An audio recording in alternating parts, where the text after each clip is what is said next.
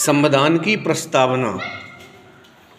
सबसे पहले तुम एक बात बताओ, तुम पढ़ा नहीं तो काहे के मारे आई? पढ़ने के मारे। तुम काहे के मारे आए? तुम यहाँ क्यों आए पढ़ने? ज्ञान प्राप्त करने। ज्ञान क्यों प्राप्त करना चाहते हो? क्योंकि तुम्हारी नौकरी लग जाए, हैं? तो इस पढ़ने का उद्देश्य नौकरी लग जाए ना, नौकरी लग जाए। दूसरी बात, जैसे मान लो कोई काम हम करते हैं, जैसे मान लो हम पढ़ा रहे, तो हम क्यों पढ़ा रहे? क्योंकि हमें पैसा मिले, नंबर एक।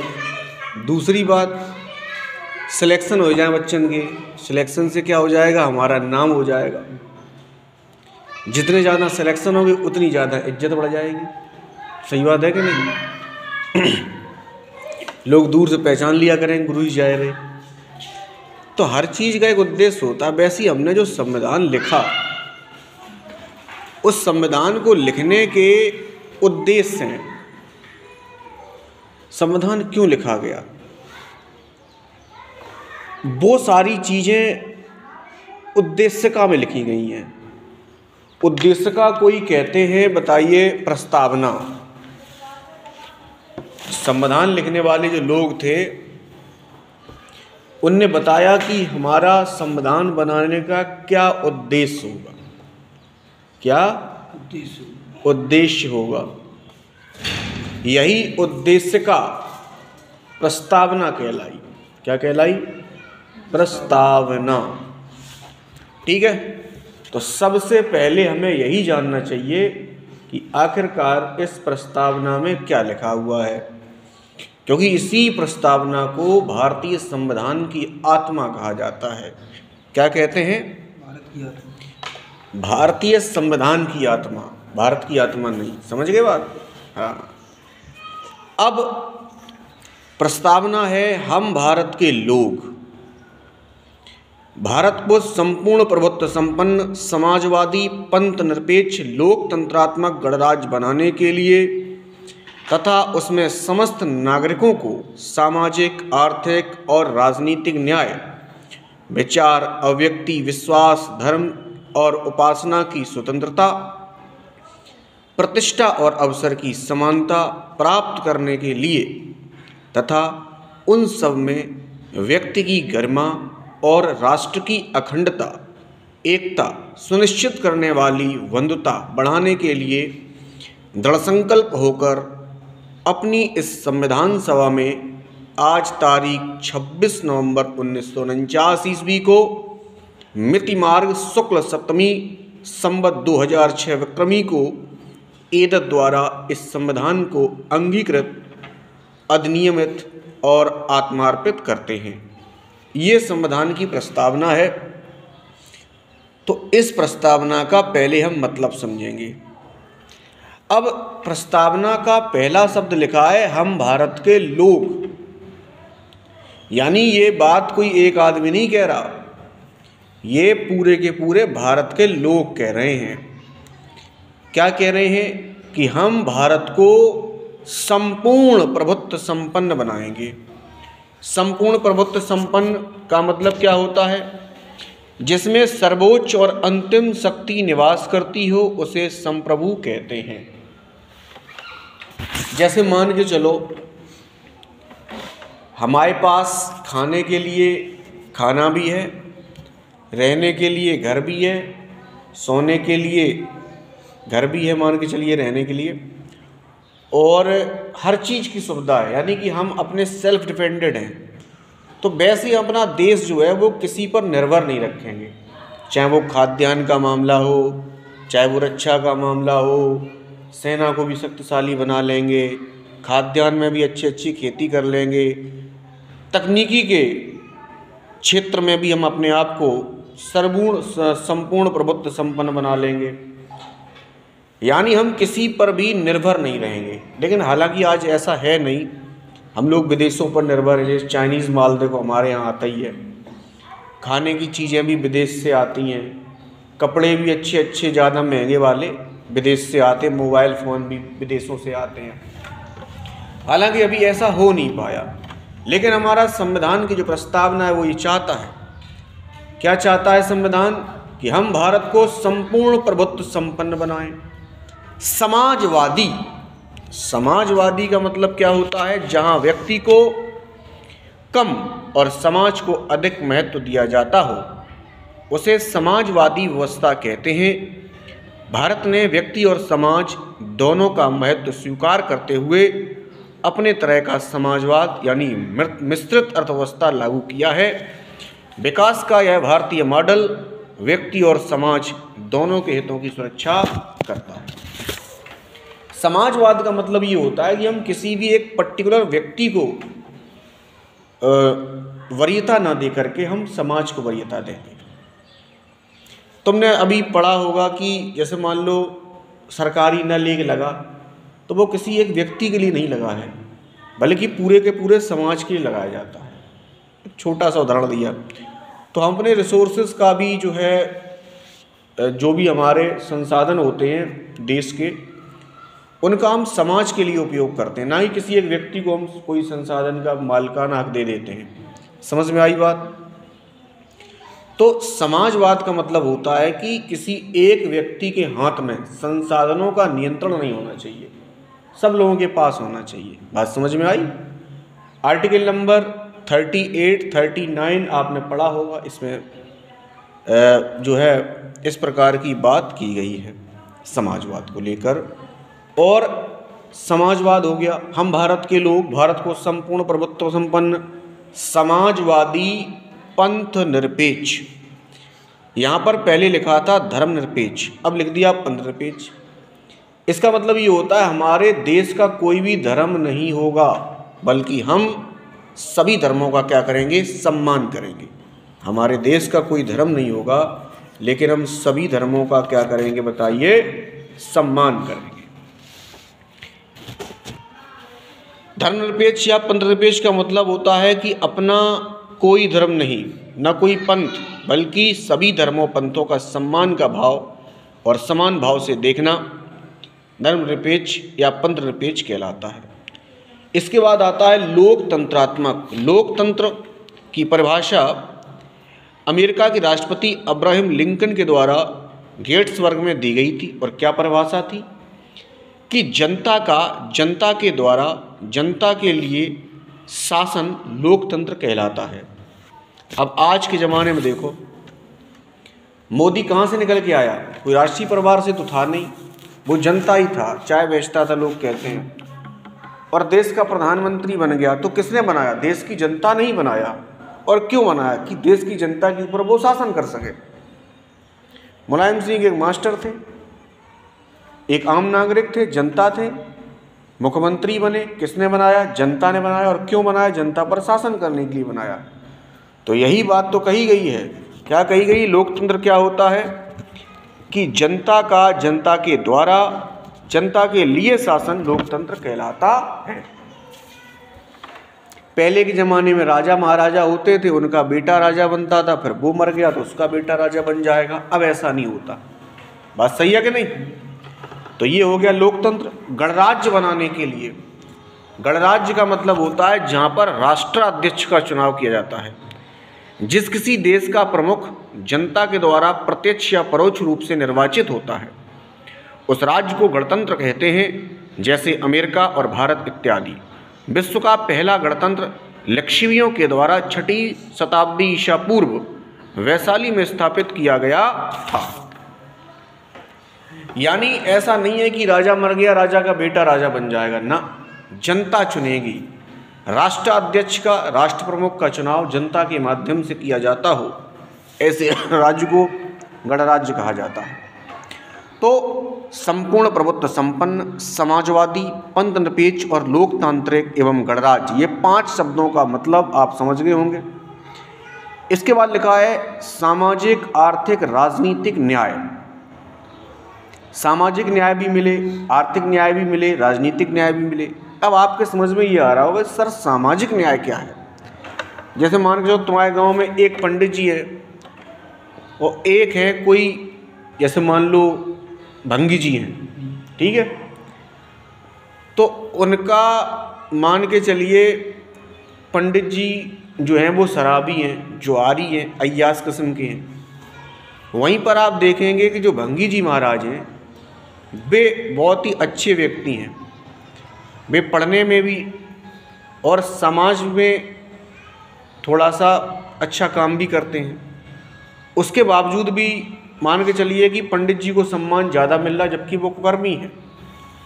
तो यानी कि समाज उनके साथ भेदभाव कर रहा है भंगी जी महाराज के ऊपर, केवल उनकी जात के आधार पर कि वो फलानी जाति के, इसलिए उन पर जो है जातिगत आधार पर। तो सामाजिक न्याय का मतलब होता है कि समाज में बराबरी का दर्जा सभी को मिल जाना चाहिए।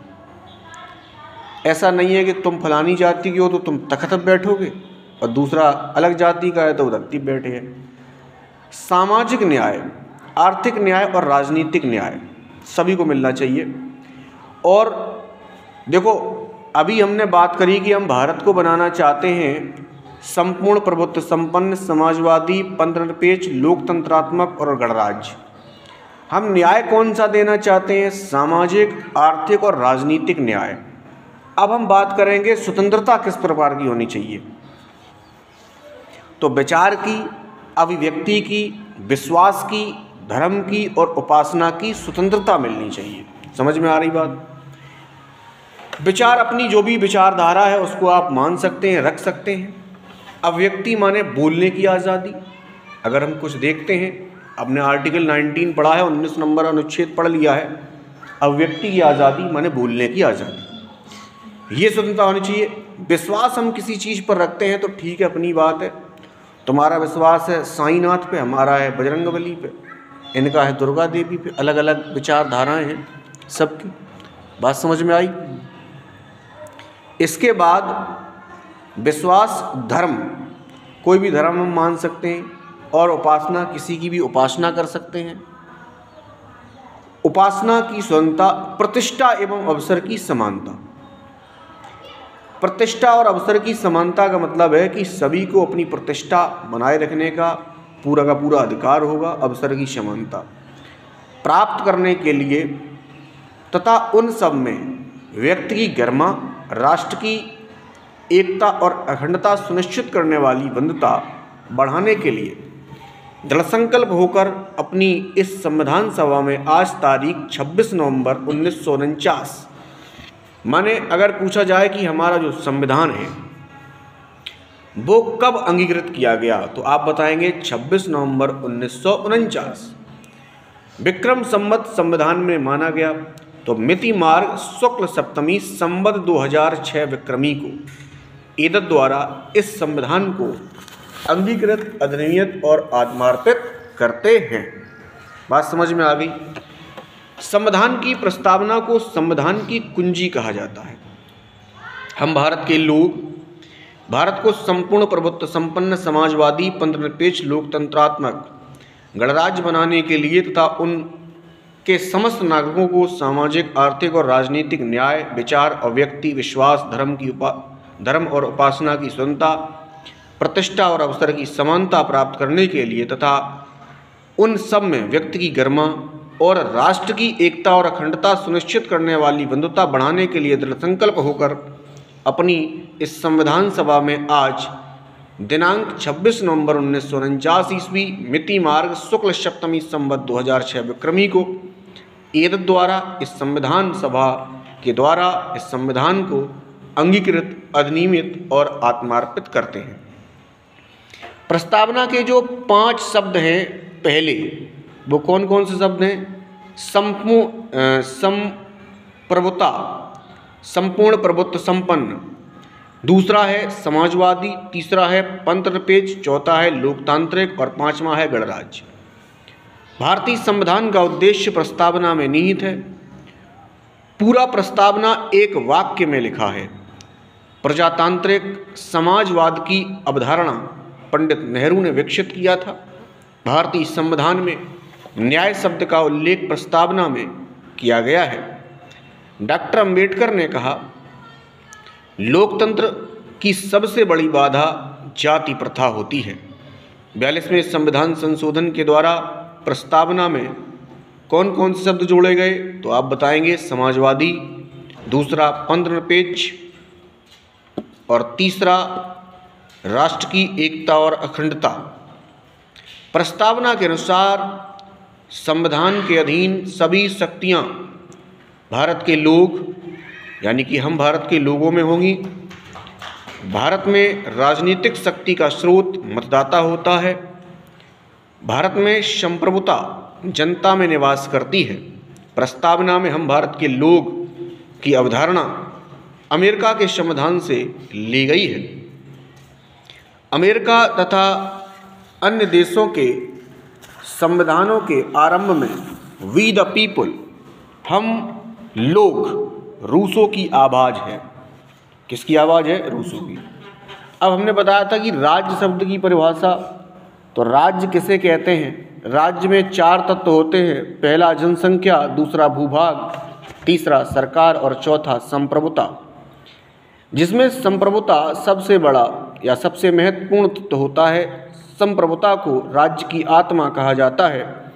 राज्य के 4 तत्वों में संप्रभुता ही ऐसा तत्व है जो अन्य समुदायों से राज्य को अलग करता है।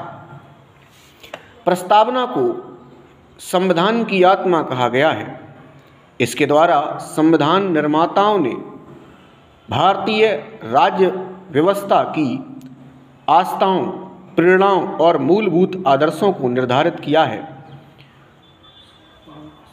सुभाष कश्यप ने लिखा है कि संविधान शरीर है तो प्रस्तावना उसकी आत्मा।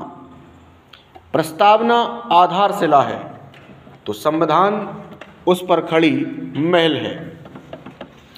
केशवानंद भारतीवाद 1973 में प्रस्तावना संविधान का भाग स्वीकार किया गया।